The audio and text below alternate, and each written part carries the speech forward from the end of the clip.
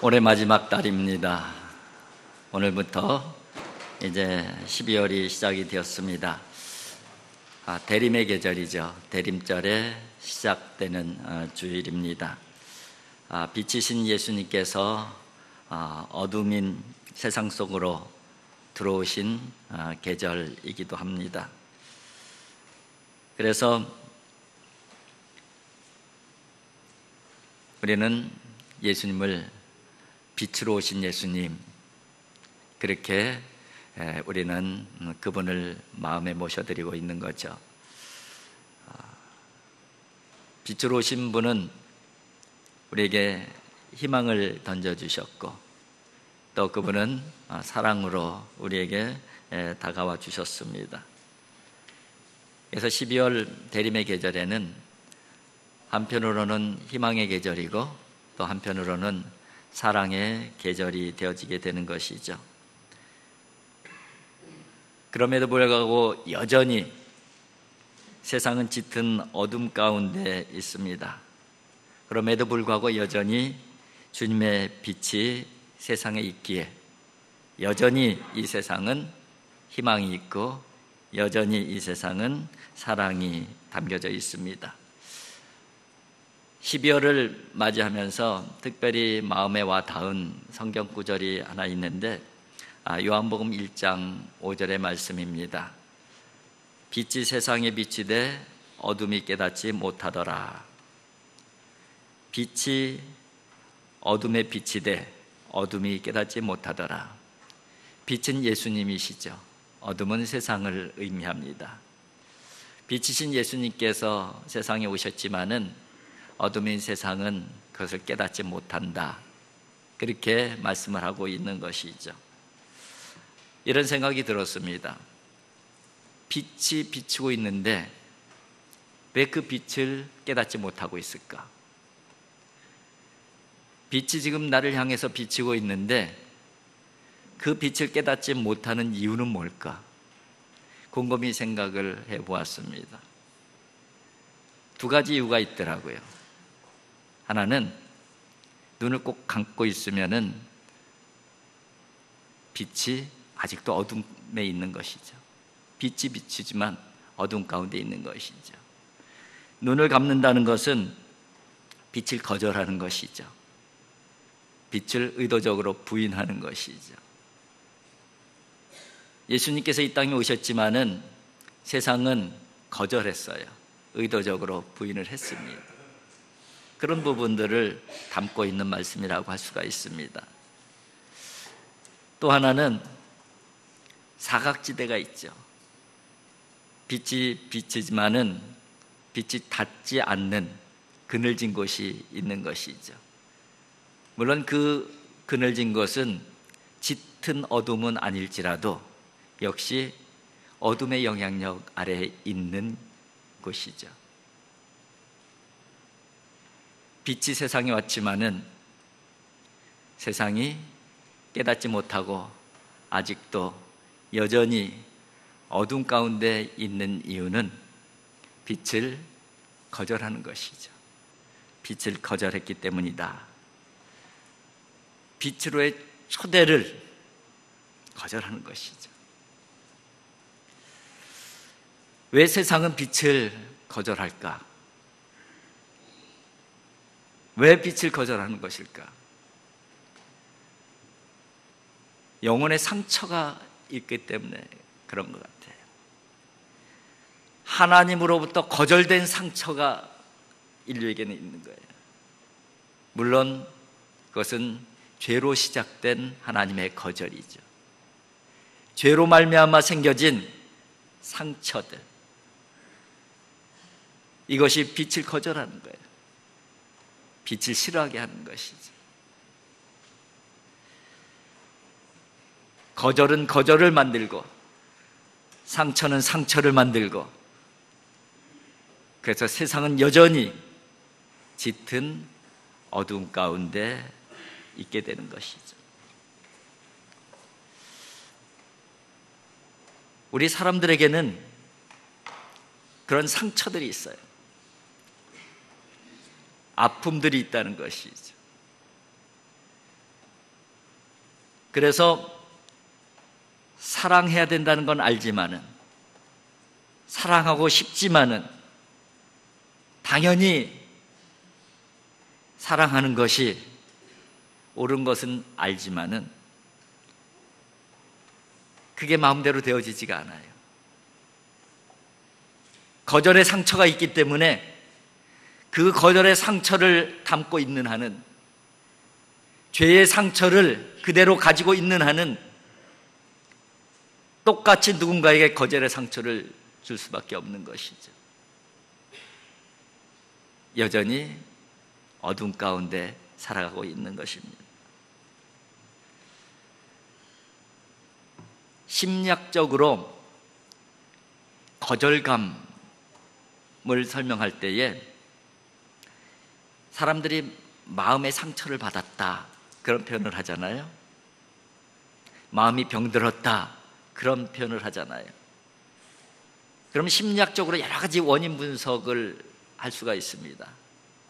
근데 마음의 상처를 입었다, 마음이 무너졌다, 마음이 아프다, 이것에 여러 가지 심리학적인 요인이 있는데 그 중에서 대표적인 요인이 거절감이에요. 거절감이라는 것이 뭡니까?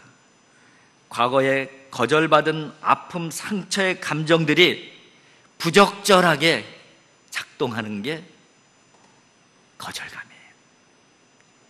이 거절감이 우리 안에 있는 한은 우리는 사랑하고 싶어도 사랑하지 못하는 것이, 사랑해야 되는 줄 알지만은 사랑하지 못하는 것이,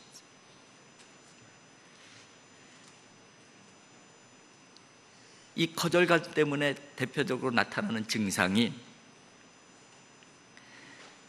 도망, 회피, 분노, 자기 증오, 이런 것들이 나타난다고 합니다. 여러분, 목회자들에게 가장 많이 나타나는 두려움이 거절감이라고 하더라고요.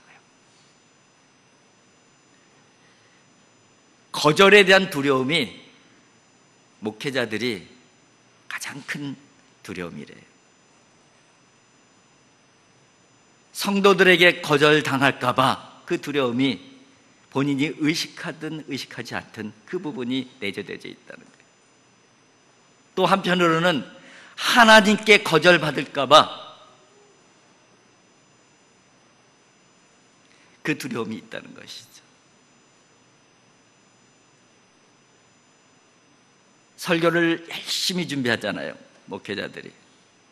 설교를 열심히 준비하는 데는 두 가지 이유가 있다고 그래요. 하나는 성도들에게 거절당할까 봐, 거절당하지 않으려고 열심히 준비한다는 거예요. 또 하나는 열심히 준비하지 않으면은 하나님께 거절당할까 봐, 그 두려움 때문에 열심히 준비한다. 그 글을 읽는데 일정 부분 공감이 되어지는 부분이 있더라고요. 나는 열심히 설교를 준비하는 이유가 뭘까? 성도들에게 거절당할 거절감에 대한 두려움일까? 아니면은 하나님께 거절당한 거절감의 두려움일까? 아마 그것만은 아닐 거예요. 정상적인 목회자라고 하면은 사명감에, 주님을 위해서 열심을 내고 싶은 마음에, 또 성도들에게 하나님 말씀을 제대로 전하고 싶은 마음에 아마 열심히 준비하는 게 대부분의 목회자들이겠지만은, 그러나 이 두 가지 거절감에 대한 두려움도 바로 부인할 수 없는 그런 요인임은 맞는 것 같더라고요.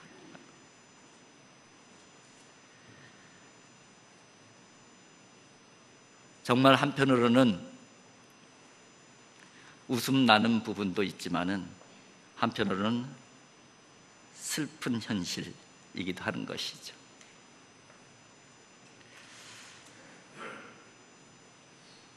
영성신학자 헬리나 웬이 그의 저서 탕자의 귀환에서 영적 전투에 대해서 설명을 하는데 이렇게 영적 전투에 대해서 설명을 하고 있습니다. 영적 전투의 핵심은 자기 거부, 자기 멸시, 자기 증오와의 격렬한 전투다. 왜냐하면 세상과 그 권세를 잡은 마귀들이 나로 하여금 나 자신을 무가치하고 무익하며 하찮은 존재로 생각하게끔 충동질하기 때문이다. 영적인 전투를 자기 거부, 자기 멸시, 자기 증오와 싸우는 것을 영적 전투로 보고 있어요. 세상과 사탄은 자꾸 우리에게 너는 하찮은 존재야, 너는 사랑받을 자격이 없어, 그렇게 자꾸 공격을 한다는 거예요. 그것과의 싸움, 이것이 바로 영적 전투이고 영적 전쟁이다. 그렇게 얘기를 하고 있습니다. 세상이 던지는 한결같은 메시지가 있는데 그것이 바로 너는 무가치한 존재이고 너는 무익한 존재이고 너는 하찮은 존재이고 너는 사랑받을 자격이 없는 존재야. 세상이 계속해서 우리에게 주입시키는 것이 바로 그런 것이라는 거예요. 누가 너 같은 거 사랑하겠냐?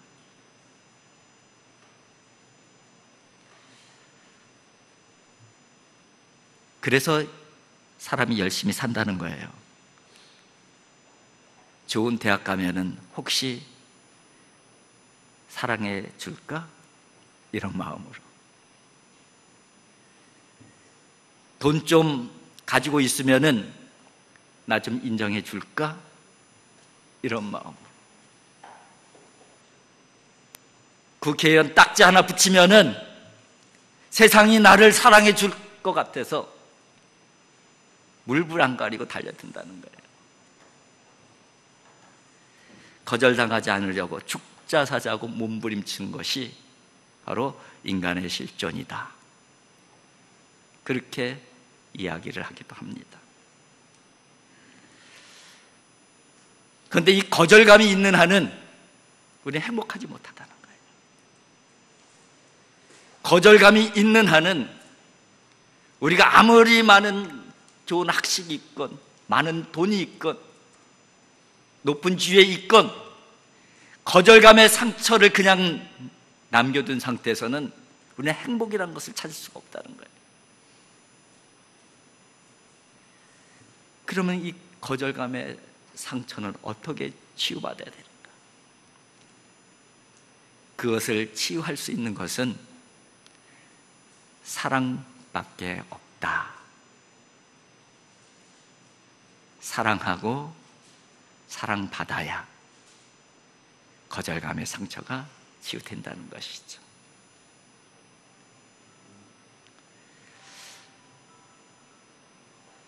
에베소서는 사도 바울의 그 옥중서신이라고 말씀을 드렸습니다. 사도 바울의 현실이 암담한 현실이었었고 또 깊은 감옥에 갇혀있는 현실이었어요. 그럼에도 불구하고 에베소서 첫 시작이, 본론의 시작이 찬송하리로다. 찬송하리로다.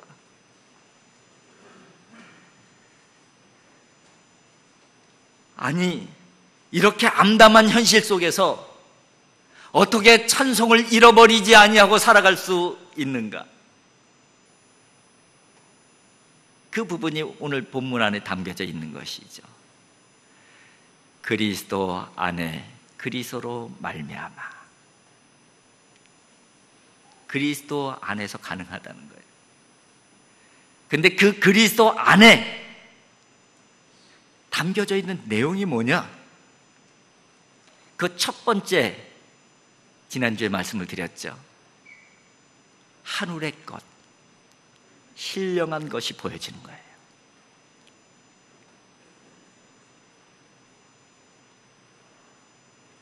일시적으로 세상에 있는 땅의 것을 다 잃어버려도 하늘의 것이 보이는 사람들에게는, 신령한 것이 보이는 사람들에게는 여전히 찬양할 이유가 남아져 있는 것이고 찬양할 힘이 남아져 있는 것이죠.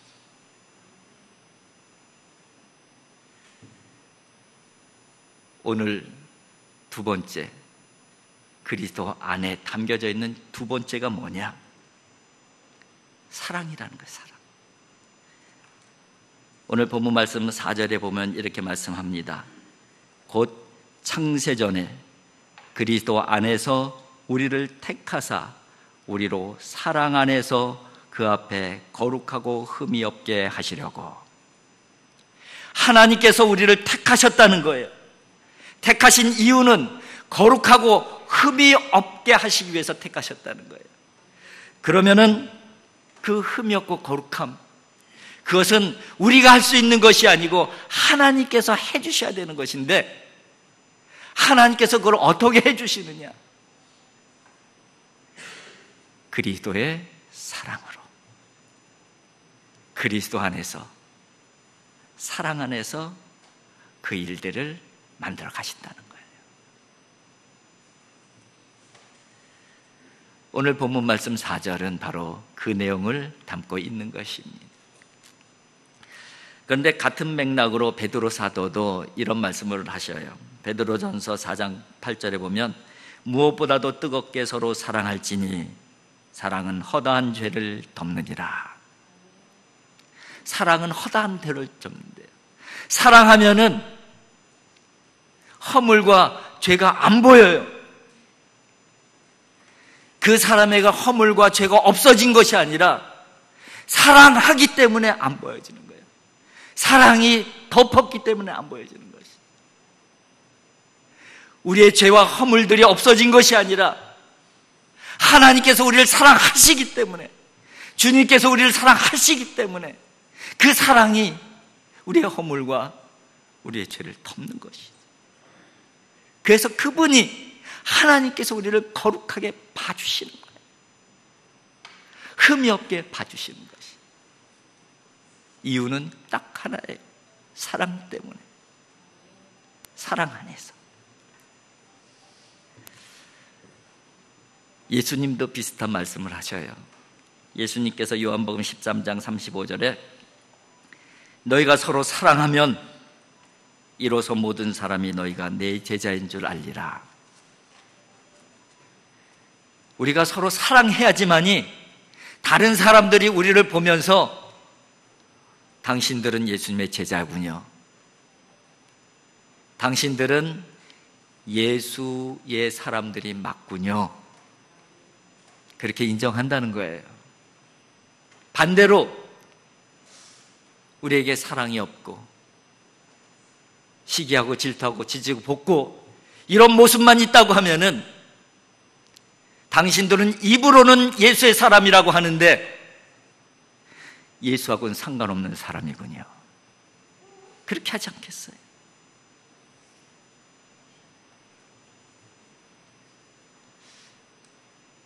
사도 바울은 사랑 안에서는 어떤 상처도 다 치유가 되어지기 때문에 찬양할 수 있다는 거예요. 찬양이 나온다는 거예요. 두 가지를 얘기하는 것이죠. 하늘의 것이 보이면은 땅의 것을 잃어버려도 역시 찬양하게 되는 것이고, 사랑 안에 있으면은 그 사랑 때문에 상처받은 영혼들이 치유되는 그 기쁨이 있고, 그래서 찬양하게 된다는 거예요. 그런데 사도 바울이 지금 사랑에 대해서 말씀을 하잖아요.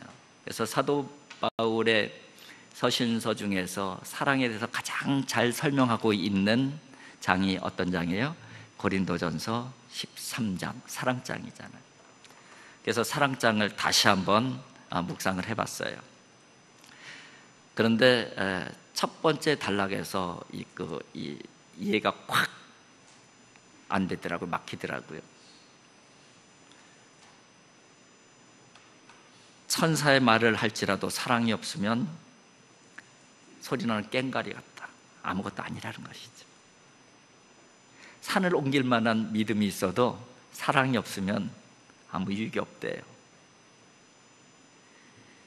모든 것으로 내 모든 재산을 다 털어서 구제하고 또 내 몸까지 내어주는, 불사르게 내어주는 희생과 헌신이 있어도 사랑이 없으면 아무것도 아니래요. 그런데 지금까지 제가 생각할 때는 천사의 말이라는 게 뭐예요?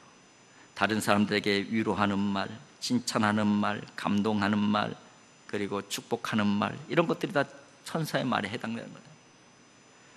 이런 것들이 사랑인 줄 알았는데 이런 것들이 있을지라도 사랑이 없으면 울리는 꽹과리래요. 아무것도 아니래요. 그럼 도대체 사랑이 뭘까? 이런 생각이 드는 거예요. 내 전 재산을 팔아서 구제하는 것, 이것이 사랑인 줄 알았는데 이런 것이 있더라도 사랑이 없으면 아무것도 아니라고 그러는 거예요. 그럼 그 사랑은 도대체 뭐야? 내 몸을 불사르게 내어줄지라도, 그렇게 희생한다 할지라도, 그런데 그게 사랑인 줄 알았는데 그런 것이 있을지라도 사랑이 없으면 아무것도 아니다. 그렇게 얘기하거든요.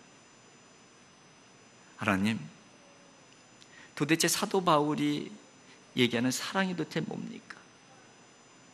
나는 열심히 구제하고 좋은 말, 칭찬하는 말, 축복하는 말 열심히 하고, 그리고 내 몸을 내어놓고 헌신하는 것, 누군가를 위해서 희생하는 것, 이게 사랑인 줄 알고 여태까지 살았는데 이런 게 있더라도 사랑이 없으면 아무것도 아니라고 하니까 도대체 그 사랑이 뭡니까 하나님?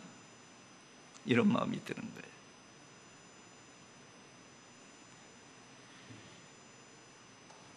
그래서 그냥 단순하게 접근했어요. 그 사랑이 뭘까? 그 사랑은 예수님이다. 그렇게 정리했어요. 천사의 말을 해도 예수님이 안 계시면 그 아무것도 아니라는 것이죠. 산을 옮길 만한 믿음이 있을지라도 예수님을 향한 믿음이 아니면 그 아무것도 아니라는 거예요. 전 재산을 팔아서 남을 돕는 일을 할지라도 거기에 예수님이 안 계시면 아무것도 아니라는 것이죠. 내 몸을 전적으로 희생한다 할지라도 거기에 예수님이 안 계시면 아무 소용이 없다. 이렇게 정리를 해버렸어요.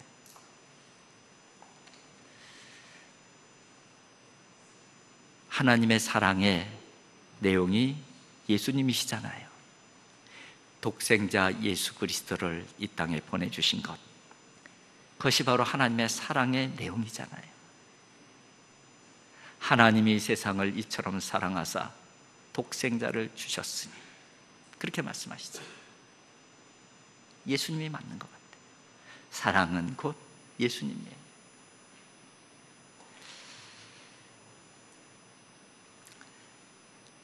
요즘에 카피라이터로 아주 유명한 분이 있는데 정철이라고 하는 분이에요. 영어 강사 정철하고 다른 사람이죠. 카피라이터로 요즘에 유명한 분이에요. 그분이 책도 많이 냈어요. 그분이 사랑에 대해서 이런 글을 썼더라고요. 한번 들어보세요. 사랑에도 갑과 을이 있습니다. 더 많이 사랑하는 사람이 을입니다. 더 많이 우는 사람이 을입니다. 더 깊이 상처받는 사람이 을입니다. 하지만 갑은 을을 부러워합니다. 예수님은 원래 갑이시잖아요. 하나님이시니까. 갑이신 예수님께서 우리에게 다가오실 때는 을로 다가오셨어요. 그래서 가장 낮은 자리로 오신 거 아니에요. 그래서 당하신 거 아니에요. 그래서 죽으신 거 아니에요.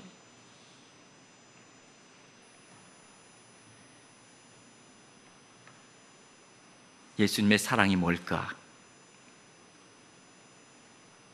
우리를 위해서 대신 거절당해 주신 것. 그것이 예수님의 사랑이 아니겠어요? 우리가 거절당해야 되는데 예수님께서 대신 거절당해 주신 거예요. 대신 죽으신 것이죠. 그래서 그리스도 안에 있는 사랑 안에서만 치료가 가능한 것이고, 그 안에 있을 때만 우리는 찬송할 힘이 생기는 것이고 찬송할 이유가 생기는 것이죠. 사도 바울의 믿음이 바로 그런 믿음이었다는 거예요. 여러분, 주님께서는 우리가 거절감의 상처로 거절하면서 분노하면서 자기를 미워하고 증오하면서 그렇게 사는 것을 너무너무 마음 아파하셔요. 우리는 하늘의 것을 볼 수 있어야 돼요. 그리스도의 사랑 안에 우리는 담겨져 있어야 돼요. 그리고 그 사랑으로 살아가고 사랑하면서 사랑받으면서 또 그 주님의 사랑으로 치유받으면서 또 그 사랑으로 치유하면서 그렇게 살아가는 것이 바로 그리스도인의 삶인 것이죠. 여러분, 그 믿음으로 한 주간 또 대림의 계절을 잘 살아낼 수 있기를 주님의 이름으로 축복을 드립니다. 기도하겠습니다. 사랑의 아버지 하나님, 감사합니다. 아버지 하나님, 거절의 상처가 저희들을 괴롭히거나 저희들을 지배하지 않게 도와주시옵소서. 예수 그리스도 안에 있는 그 사랑 안에 저희들이 담겨 있게 하여 주시옵시고, 주님께서 보여주신 신령한 것들, 하늘의 것들을 볼 수 있는 저희들의 영적 시야를 넓혀 주시옵소서. 봐야 될 것을 보게 해주시고 믿어야 될 것을 믿게 해주시고, 그래서 세상 가운데 살지만 하나님의 사람으로, 세상 가운데 살지만 그리스도인으로 살아가게 하여 주시옵소서. 예수님의 거룩하신 이름으로 기도하옵나이다. 아멘.